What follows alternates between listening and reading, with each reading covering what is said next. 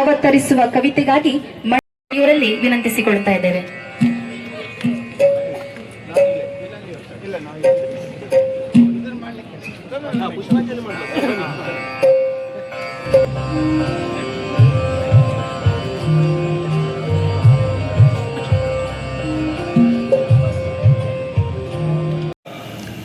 ಈ ಕರಾವಳಿ ಭಾಗದವರು ನಾವೆಲ್ಲರೂ ಧರ್ಮಸ್ಥಳ ಅಂತೇಳಿ ಹೇಳಿದಾಗ ನಾವೆಲ್ಲರೂ ಕೂಡ ಬಹಳ ಶ್ರದ್ಧೆ ನಂಬಿಕೆಯಿಂದ ನಾವೆಲ್ಲರೂ ಕೂಡ ಆರಾಧಿಸಿಕೊಂಡು ಬರುವಂತ ಒಂದು ಪೀಠ. ಧರ್ಮಸ್ಥಳದಲ್ಲಿ ನಾವು ಮಂಜುನಾಥೇಶ್ವರನ ದರ್ಶನವನ್ನ ಮುಗಿಸಿ ಅದಾದ್ಮೇಲೆ ಪೂಜ್ಯರಾದ ವೀರೇಂದ್ರ ಹೆಗ್ಗಡೆ ಅವರ ಒಂದು ಆಶೀರ್ವಾದವನ್ನ ಪಡೆದುಕೊಂಡು ಅಲ್ಲಿಂದ ಮುಂದೆ ಸಾಗುವಂತದ್ದು ನಮ್ಮೆಲ್ಲರ ವಾಡಿಕೆ. ಅದೇ ರೀತಿಯಲ್ಲಿ ನಾವು ಬಸ್ರೂರು ಅಂತ ಹೇಳಿ ತೆಗೆದುಕೊಂಡಾಗ ಮಹಾಲಿಂಗೇಶ್ವರನ ದೇವಸ್ಥಾನದಲ್ಲಿ ಪೂಜೆಯನ್ನ ತೆಗೆದುಕೊಂಡು ಆಶೀರ್ವಾದವನ್ನ ಪಡೆದುಕೊಂಡು ಅಲ್ಲಿಂದ ನಮಗೆ ಥಟ್ ಅಂತ ನೆನಪಾಗುವಂತದ್ದು ಪೂಜ್ಯ ಅಪ್ಪಣ್ಣ ಹೆಗಡೆ ಅವರು. ಅವರ ಆಶೀರ್ವಾದವನ್ನ ಪಡೆದುಕೊಂಡು ಅಲ್ಲಿನ ಮುಂದಕ್ಕೆ ಹೋದ ಯಾವ ಕಾರ್ಯವೂ ಕೂಡ ಆಗದೇ ಇರುವಂತ ಉದಾಹರಣೆಗಳಿಲ್ಲ. ಅವರ ಆಶೀರ್ವಾದವನ್ನ ಅವರ ಮಾರ್ಗದರ್ಶನವನ್ನು ಪಡೆದುಕೊಂಡ ನೀವೆಲ್ಲರೂ ಧನ್ಯರು ಅಂತ ಹೇಳ್ತಾ ಈ ಸಂದರ್ಭದಲ್ಲಿ ಈ ಮಾತನ್ನ ಉಲ್ಲೇಖ ಮಾಡ್ತಾ ನಾನು 2 ಅನಿಸಿಕೆಗಳನ್ನ ಆರಂಭ ಮಾಡುತ್ತೇನೆ. ಇವಾಗಷ್ಟೇ ರಾಕೇಶ್ ಅವರು ಹೇಳಿದ್ರು ಛತ್ರಪತಿ ಶಿವಾಜಿ ಅಭಿಮಾನಿ ಬಳಗ ಯಾಕೆ ಹುಟ್ಟುಕೊಂತು ಅಂತ ಹೇಳಿ ನನಗೊಂದು ಪುಸ್ತಕ ಕೊಟ್ರು. ಲಾಸ್ಟ್ ವೀಕ್ ಅಷ್ಟೇ ನನ್ನ ಆಫೀಸಿಗೆ ಬಂದಿದ್ರು. ಆ ಪುಸ್ತಕನ ಓದಿದಾಗ ನನಗೊಂದಷ್ಟು ವಿಚಾರಗಳು ಅರ್ಥ ಆದಂತದ್ದು, ನಾವು ಶಿವಾಜಿ ಮಹಾರಾಜರು ನಮ್ಮ ಊರಿಗೆ ಬಂದಿದ್ದಾರಂತ ತಿಳ್ಕೊಳ್ಳಿಕ್ಕೆ ನಮ್ಗೆ ಇಷ್ಟು ವರ್ಷ ಬೇಕಾಯ್ತಲ್ಲ, ನಾವು ಇನ್ನೂ ಎಷ್ಟು ಹಿಂದಿದ್ದೇವೆ ಈ ವಿಚಾರದಲ್ಲಿ. ಈ ವಿಚಾರದಲ್ಲಿ ಸಂದೀಪ್ ರಾಜ್ ಸರ್ ಅವ್ರನ್ನ ನಾವು ತುಂಬಾ ಕೃತಜ್ಞರಾಗಿ ನಾವು ಇವತ್ತು ಮಾಡ್ತಾ ಇದ್ದೀವಿ. ನಮ್ಮೂರಿಗೆ ಬಂದು ನಮ್ಮ ಊರಿನ ಇತಿಹಾಸವನ್ನ ನೀವು ನಮಗೆ ನೆನಪು ಮಾಡಿದಿರಿ ಅಂತ ಹೇಳೋ ವಿಚಾರದ ಬಗ್ಗೆ ಆ ಪುಸ್ತಕದಲ್ಲಿ ಬಹಳ ಸೊಗಸಾಗಿ ಬರೆದಿದ್ರು. ಸುಮಾರು 16-17ನೇ ಶತಮಾನ ಒಂದು ಪುಟ್ಟ ಊರಿತ್ತು. ಆ ಊರು ಎಷ್ಟು ಸಮೃದ್ಧವಾಗಿತ್ತು ಅಂತ ಹೇಳಿದ್ರೆ ಅದನ್ನ ಪಟ್ಟಣ ಅಂತ ಕರಿತಾ ಇದ್ರು. ವಸುಪುರ ಅಂತ ಅದಕ್ಕೊಂದು ಹೆಸರಿಟ್ಟಿದ್ರು. ಆ ವಸುಪುರ ಪಟ್ಟಣ ಅನ್ನುವಂಥದ್ದು ಕೆಳದಿ ಅರಸರಿಗೆ ಅತ್ಯಂತ ಪ್ರಿಯವಾದಂತ ಒಂದು ಪಟ್ಟಣ ಆಗಿತ್ತು. ಆ ಪಟ್ಟಣದಲ್ಲಿ ಅತಿ ಹೆಚ್ಚು ಈ ಅಗ್ರಿಕಲ್ಚರ್ ಪ್ರೊಡಕ್ಟಿವಿಟಿ ಅಂತ ನಾವು ಹೇಳ್ತೀವಿ, ಮೆಣಸುಗಳಿರ್ಬೋದು, ಭತ್ತ ಅಕ್ಕಿಗಳಿರ್ಬೋದು, ತೆಂಗಿನಕಾಯಿಗಳಿರ್ಬೋದು, ಅನೇಕ ಪ್ರಾಡಕ್ಟ್ಗಳನ್ನ ಕೆಳದಿ ಅರಸರುಗಳಿಗೆ ಅಲ್ಲಿನ ಅವರಿಗೆ ತಲುಪಿಸುವಂತದ್ದು ಈ ವಸುಪುರದ ಬಹಳ ದೊಡ್ಡ ಕೆಲಸವಾಗಿತ್ತು. ಇದರ ಪಕ್ಕದಲ್ಲಿ ನದಿ ಇರುವುದರಿಂದ ಅಲ್ಲಿ ವಿದೇಶಿ ವ್ಯಾಪಾರಿಗಳು ಇದಕ್ಕೆ ವ್ಯಾಪಾರಕ್ಕೋಸ್ಕರ ಅಲ್ಲಿಗೆ ಬರ್ಲಿಕ್ಕೆ ಆರಂಭ ಮಾಡ್ತಾರೆ. ಬಂದರು ಊರಾದಂತ ವಸುಪುರ ಅನ್ನುವಂಥದ್ದು ಕ್ರಮೇಣವಾಗಿ ಬೆಳಿಲಿಕ್ಕೆ ಆರಂಭ ಆಗತ್ತೆ. ಅದನ್ನೇ ಆ ಊರನ್ನ ನಂಬ್ಕೊಂಡಂತ ನೇಕಾರರಿರ್ಬೋದು, ನರ್ತಕರಿರ್ಬೋದು, ಬೀದಿ ವ್ಯಾಪಾರಿಗಳಿರ್ಬೋದು, ಅನೇಕ ಕರಕುಶಲ ಕರ್ಮಿಗಳಿರ್ಬೋದು, ಅವರೆಲ್ಲರೂ ಕೂಡ ಜೀವನವನ್ನ ಅತ್ಯಂತ ಸೊಗಸಾಗಿ ನಡೆಸ್ಕೊಂಡು ಹೋಗ್ತಕ್ಕಂಥ ಆ ವಸುಪುರ ಅನ್ನುವಂಥ ಊರು, ಅದರ ಮೇಲ್ಗಡೆ ಪೋರ್ಚುಗೀಸರ ಕೆಟ್ಟ ದೃಷ್ಟಿ ಬೀಳ್ಲಿಕ್ಕೆ ಆರಂಭ ಆಗತ್ತೆ. ಯಾವ ಮಟ್ಟಿಗೆ ಕೆಟ್ಟ ದೃಷ್ಟಿ ಅವ್ರದ್ದು ಬೀಳುತ್ತೆ ಅಂತ ಹೇಳಿದ್ರೆ, ಸಂಪೂರ್ಣವಾದ ಅಧಿಕಾರವನ್ನ ಪೋರ್ಚುಗೀಸರು ಕ್ರಮೇಣವಾಗಿ ಹಂತ ಹಂತವಾಗಿ ಆವರಿಸಿಕೊಂಡು ಸಂಪೂರ್ಣವಾಗಿ ತನ್ನ ನಿಯಂತ್ರಣಕ್ಕೆ ಪೋರ್ಚುಗೀಸರು ಅದನ್ನ ವಶಪಡಿಸ್ಕೊಂಡು ಬಿಡ್ತಾರೆ. ಅವಾಗ ಪೋರ್ಚುಗೀಸರು ವಶಪಡಿಸ್ಕೊಂಡ್ಬಿಟ್ಟು ಅವರ ಸೇಫ್ಟಿಗೋಸ್ಕರ ಒಂದು ಕೋಟೆಯನ್ನ ಕೂಡ ಕಟ್ಕೊಂಡು ಬಿಡ್ತಾರೆ, ಯಾರು ನಮ್ಮ ಮೇಲ್ಗಡೆ ದಾಳಿ ಮಾಡಬಾರದು ಅನ್ನೋ ಉದ್ದೇಶ ಇಟ್ಕೊಂಡು. ಆವಾಗ ಕೆಳದಿ ಅರಸರಿಗೆ ಬಹಳ ಕಷ್ಟ ಆಗತ್ತೆ. ಅವರು ಶಿವಾಜಿ ಮಹಾರಾಜರಿಗೆ ಒಂದು ಪತ್ರವನ್ನ ಬರೀತಾರೆ, ನಮಗೆ ಈ ತರ ತೊಂದರೆಗಳಾಗ್ತಾ ಇದೆ. ಅವಾಗಷ್ಟೇ ಶಿವಾಜಿ ಮಹಾರಾಜರು ಬಹಳ ಪ್ರಭಾವಿಗಳಾಗಿ ಅಲ್ಲಿ ಬೆಳೀತಾ ಇದ್ರು.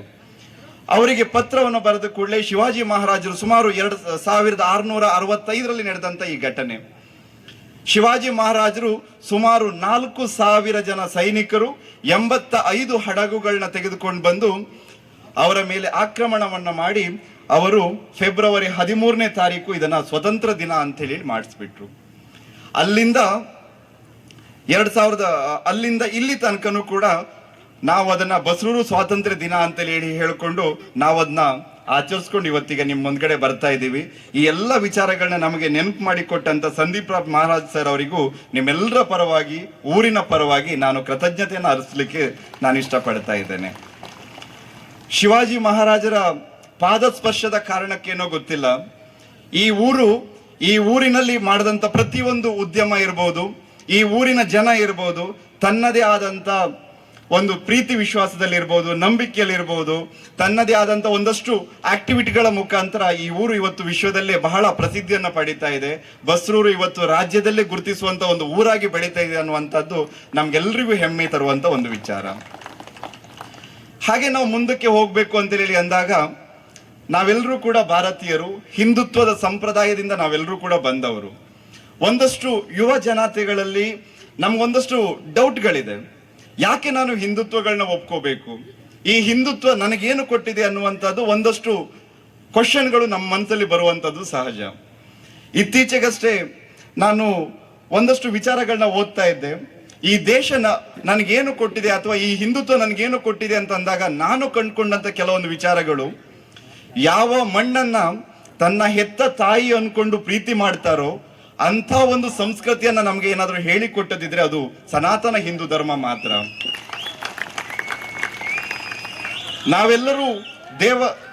ನಾವೆಲ್ಲರೂ ಕೂಡ ನಮ್ಮ ಮನೆಗಳಲ್ಲಿ ಒಂದು ಪೂಜಾ ರೂಮ್ ಅಂತ ಮಾಡ್ತೀವಿ. ಪೂಜಾ ರೂಮಲ್ಲಿ ದೇವರ ಫೋಟೋಗಳನ್ನಿಟ್ಟು ನಾವೆಲ್ಲರೂ ಕೂಡ ಪೂಜೆ ಮಾಡ್ತೀವಿ. ಆ ಪೂಜೆ ಮಾಡುವಂತ ದೇವರ ಕೋಣೆಯಲ್ಲಿ ಭಾರತ ಮಾತೆಯ ಫೋಟೋವನ್ನ ಇಟ್ಟು ಪೂಜೆ ಮಾಡ್ಲಿಕ್ಕೆ ಹೇಳಿಕೊಡ್ತಲ್ವಾ, ಇದು ನನ್ನ ಸನಾತನ ಹಿಂದೂ ಧರ್ಮ ಹೇಳಲಿಕ್ಕೆ ಹೆಮ್ಮೆ ಆಗತ್ತೆ. ನಾವೆಲ್ಲರೂ ಕೂಡ ಇವತ್ತು ಮಲ್ಕೊಂಡು ನಾವೆಲ್ಲರೂ ಸುಖದ ನಿದ್ದೆಯನ್ನ ನಾವು ಸವಿತಾ ಇರ್ತೀವಿ.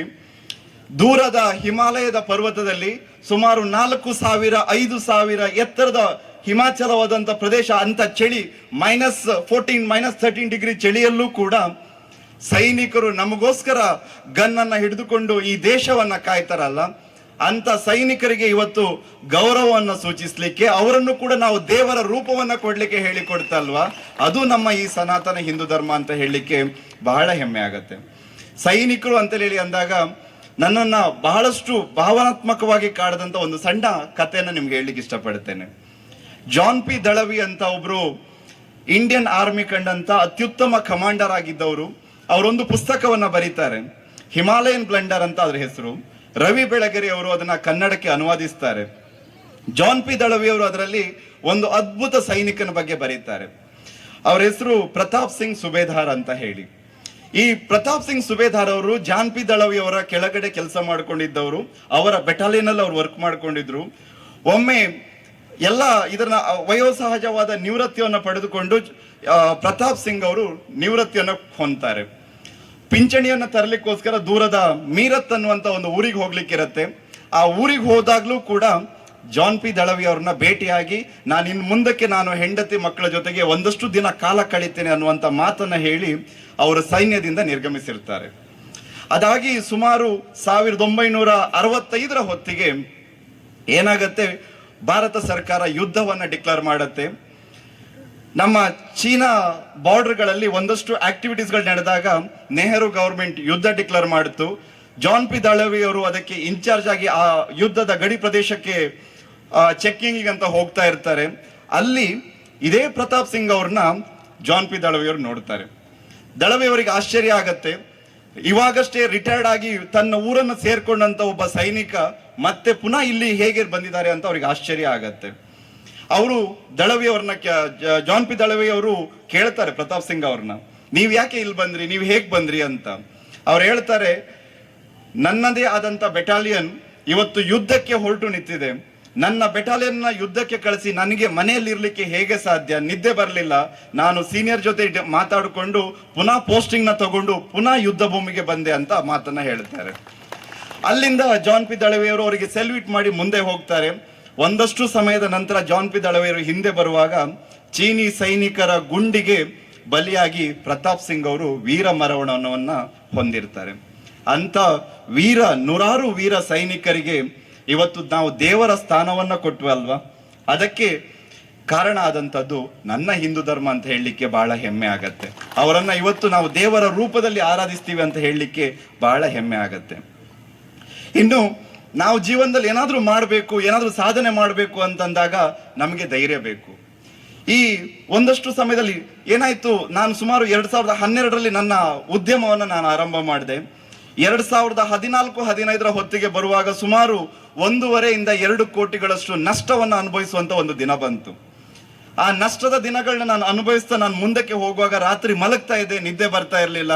ಏನೋ ಒತ್ತಡಗಳು, ನಾಳೆ ಬೆಳಗಾದ್ರೆ ಹೇಗೆ, ವರ್ಕರ್ ಸ್ಯಾಲ್ರಿ ಕೊಡೋದು ಹೇಗೆ, ನೂರಾರು ಫಿನಾನ್ಷಿಯಲ್ ಕಮಿಟ್ಮೆಂಟ್ಗಳು ಕಣ್ಮುಂದೆ ಬರ್ತಾ ಇತ್ತು. ಅವಾಗೆಲ್ಲ ನಾನು ಓದ್ತಾ ಇದ್ದದ್ದು ಸ್ವಾಮಿ ವಿವೇಕಾನಂದರ ಪುಸ್ತಕ. ನಾನು ಯಾವಾಗ ಸ್ವಾಮಿ ವಿವೇಕಾನಂದರ ಪುಸ್ತಕಗಳನ್ನ ಓದ್ಲಿಕ್ಕೆ ಆರಂಭ ಮಾಡಿದೆ, ನನ್ನ ಒಳಗಡೆನೆ ಒಂದು ಧೈರ್ಯ ಆರಂಭ ಆಯಿತು. ಡೂ ಆರ್ ಡೈ ಅನ್ನುವಂಥ ಒಂದು ಕಾನ್ಸೆಪ್ಟ್ನ ಕೈಗೆತ್ಕೊಂಡೆ, ಹೋರಾಟ ಮಾಡ್ಲಿಕ್ಕೆ ಆರಂಭ ಮಾಡಿದೆ. ಇವತ್ತು ಅದೇ ಸಂಸ್ಥೆಯಲ್ಲಿ 3,500 ಜನ ಕೆಲಸ ಮಾಡ್ತಾರೆ. ಆವತ್ತು ನಾನು ಕ್ವಿಟ್ ಮಾಡಿದ್ರೆ ಖಂಡಿತ ಅದು ಆಗ್ತಿರ್ಲಿಲ್ಲ. ನನಗೆ ಧೈರ್ಯ ಕೊಟ್ಟಿದ್ದು ನನ್ನ ಇದೇ ಸನಾತನ ಧರ್ಮ. ನಾವೆಲ್ಲರೂ ಕೂಡ ಇವಾಗಷ್ಟೇ ರಾಕೇಶ್ ಅವರು ಹೇಳಿದ್ರು, ನಾವು ಎಷ್ಟೆಲ್ಲ ಕಾರ್ಯಕ್ರಮಗಳನ್ನ ನಾವು ಆಯೋಜನೆ ಮಾಡ್ಲಿಕ್ಕೆ ಎಷ್ಟು ಕಷ್ಟಪಟ್ವಿ ಅಂತ. ಸುಮಾರು ನಾನು ನೋಡ್ತಾ ಇದ್ದೆ, 2-3 ತಿಂಗಳುಗಳಿಂದ ಇದರ ಹಿಂದಿನ ತಯಾರಿಗಳನ್ನ ಮಾಡ್ತಾ ಇದ್ರು. ಯಾವಾಗ ರಾತ್ರಿ 9:00ವರೆಗೆ ನಾನು ಕಾಲ್ ಮಾಡಿದ್ರು ಕೂಡ ಒಂದಷ್ಟು ಮೀಟಿಂಗ್ಗಳಲ್ಲಿದ್ದೆ ಅಣ್ಣ ಅಂತ ಅವ್ರು ಹೇಳ್ತಾ ಇದ್ರು. ನಿಮ್ಮೆಲ್ಲ ಏನು ತಯಾರಿಗಳನ್ನ ಮಾಡಿದಿರಿ, ಒಂದಷ್ಟು ಕೆಲಸಗಳನ್ನ ಮಾಡಿದಿರಿ, ಇವತ್ತು ನಿಮ್ಮ ಏನು ಕನಸನ್ನ ಇಟ್ಕೊಂಡು ಆರಂಭ ಮಾಡಿದಿರಿ, ಮುಂದಿನ ದಿನದಲ್ಲಿ ಇದು ಊರ ಜಾತ್ರೆಯ ರೀತಿಯಲ್ಲಿ ಅದು ಸಕ್ಸಸ್ ಆಗತ್ತೆ, ನಿಮ್ಮೆಲ್ಲ ತಂಡದ ಶ್ರಮ ಸಕ್ಸಸ್ ಆಗತ್ತೆ ಅಂತ ಹೇಳಲಿಕ್ಕೆ ನನಗೆ ಇಷ್ಟ ಆಗ್ತಾ ಇದೆ. ಕೊನೆಯದಾಗಿ ಒಂದು ಮಾತು ಹೇಳಿ ನನ್ನ ಮಾತಿಗೆ ವಿರಾಮವನ್ನು ಮುಗಿಸ್ತೇನೆ. ಒಂದು ಊರಲ್ಲಿ ಒಬ್ರು ಧನಿಕರಿದ್ರು. ಅವ್ರಿಗೆ ಒಬ್ಬ ಮಗ ಇದ್ದ. ಅವರು ಇನ್ನೇನು ಕೆಲವೇ ದಿನಗಳಲ್ಲಿ ತನ್ನ ಅಂತ್ಯ ಸಮೀಪಿಸ್ತಾ ಇದೆ ಅಂತ ಹೇಳಿ ಅವ್ರು ತನ್ನ ಮಗನ್ನ ಕರೀತಾರೆ. ಮಗನ್ನ ಕರೆದ್ಬಿಟ್ಟು ಅವರೊಂದು ವಿಚಾರ ಹೇಳ್ತಾರೆ, ಕವಾಟಿನ ಒಳಗಡೆ 2 ಪೊಟ್ಟಣಗಳನ್ನ ಇಟ್ಟಿದ್ದೇನೆ, ಪ್ಯಾಕೆಟ್ನ ಇಟ್ಟಿದ್ದೇನೆ, ಆ 2 ಪೊಟ್ಟಣಗಳನ್ನ ಬಿಡಿಸಿ ಅದರಲ್ಲಿರೋ ಪೌಡರ್ನ ಕೈಯಲ್ಲಿ ತೆಗೆದುಕೊಂಡು ಬಾ ಅಂತ ಹೇಳ್ತಾರೆ. ಆ ಹುಡುಗ ಹೋಗ್ತಾನೆ. ಒಂದರಲ್ಲಿ ಶ್ರೀಗಂಧದ ಪೌಡರ್ ಇತ್ತು, ಇನ್ನೊಂದರಲ್ಲಿ ಮಸಿಯ ಪೌಡರ್ ಇತ್ತು. 2 ಕೈಯಲ್ಲಿ ಹಿಡ್ಕೊಂಡು ತಂದೆ ಹತ್ರ ಬರ್ತಾನೆ. ತಂದೆ ಹೇಳ್ತಾರೆ, ಇದನ್ನ ತೆಗೆದುಕೊಂಡೋಗಿ ಹೊರಗಡೆ ಬಿಸಾಡಿ ಬಂದ್ಬಿಡು ಒಳಗಡೆ ಅಂತ ಹೇಳ್ತಾರೆ. ಅವನು 2 ಕೈಯಿಂದ ಕೈಯಲ್ಲಿರೋ ಪೌಡರ್ನ ಬಿಸಾಕ್ತಾನೆ. ತಂದೆ ಹತ್ರ ಬಂದು ಕೇಳ್ತಾನೆ, ಇವಾಗ 2 ಕೈಯ ಸ್ಮೆಲ್ನ ನೋಡು ಅಂತ ಹೇಳ್ತಾರೆ. ಶ್ರೀಗಂಧ ಸುವಾಸನೆಯನ್ನ ಬೀರ್ತಾ ಇತ್ತು, ಮಸಿ ಅನ್ನುವಂಥದ್ದು ದುರ್ವಾಸನೆಯನ್ನ ಬೀರ್ತಾ ಇತ್ತು. ಎಷ್ಟು ತೆಗೆದ್ರೂ ಕೂಡ ಮಸಿ ಕೈಯಿಂದ ಹೋಗ್ತಾ ಇರಲಿಲ್ಲ. ಹಾಗೆ ನಮ್ಮ ಜೀವನ ಕೂಡ, ಜೀವನದಲ್ಲಿ ಕೆಟ್ಟದ್ದು ಮತ್ತೆ ಒಳ್ಳೇದು ಅನ್ನುವಂಥದ್ದು ಎರಡೂ ವಿಚಾರಗಳು ನಮ್ಮ ಜೀವನದಲ್ಲಿ ಬರ್ತಾ ಇರತ್ತೆ. ನಾವು ಯಾವುದನ್ನ ಆಯ್ಕೆ ಮಾಡ್ಕೊಳ್ತೀವಿ ಅದು ನಮ್ಮ ಜೀವನ ಆಗತ್ತೆ, ಅದು ನಮ್ಮ ವ್ಯಕ್ತಿತ್ವ ಆಗತ್ತೆ. ನಾವು ಶ್ರೀಗಂಧವನ್ನ ಆಯ್ಕೆ ಮಾಡ್ಕೊಂಡ್ರೆ ಜೀವನವೂ ಕೂಡ ಶ್ರೀಗಂಧದ ರೀತಿ ಆಗತ್ತೆ. ನಾವು ಮಸಿಯನ್ನ ಆಯ್ಕೆ ಮಾಡ್ಕೊಂಡ್ರೆ ಜೀವನವೂ ಕೂಡ ಬ್ಲ್ಯಾಕ್ ಮಾರ್ಕ್ಗಳಿಂದ ತುಂಬಿರುವಂತ ಕೆಟ್ಟ ವಿಚಾರಗಳೇ ಆಗತ್ತೆ. ಯಾವಾಗಲೂ ನನ್ನ ಹಿಂದೂ ಧರ್ಮ ಅನ್ನುವಂಥದ್ದು ಶ್ರೀಗಂಧದ ಹಾಗೆ, ಅದು ಯಾವತ್ತೂ ನಮ್ಮನ್ನ ಕೆಟ್ಟ ದಾರಿಗೆ ಹೋಗ್ಲಿಕ್ಕೆ ಬಿಡೋದಿಲ್ಲ. ಅದನ್ನ ಯಾರು ಧರ್ಮವನ್ನ ಅರ್ಥ ಮಾಡಿಕೊಂಡಿದ್ದಾರೆ ಅವ್ರು ಯಾವತ್ತೂ ಕೆಟ್ಟ ವಿಚಾರಗಳನ್ನ ಮಾಡೋದಿಲ್ಲ ಅಂತ ಹೇಳ್ತಾ, ನನಗೆ ಅವಕಾಶ ಕೊಟ್ಟಿದ್ದಕ್ಕೆ, ಅದ್ಭುತ ವೇದಿಕೆಯನ್ನು ನನಗೆ ಕಲ್ಪಿಸಿ ಕೊಟ್ಟಿದ್ದಕ್ಕೆ ಎಲ್ರಿಗೂ ನಾನು ಧನ್ಯವಾದವನ್ನು ಹೇಳ್ತಾ ನಾನು ಮಾತನ್ನ ಮುಗಿಸ್ತೇನೆ. ಥ್ಯಾಂಕ್ ಯು, ಧನ್ಯವಾದಗಳು.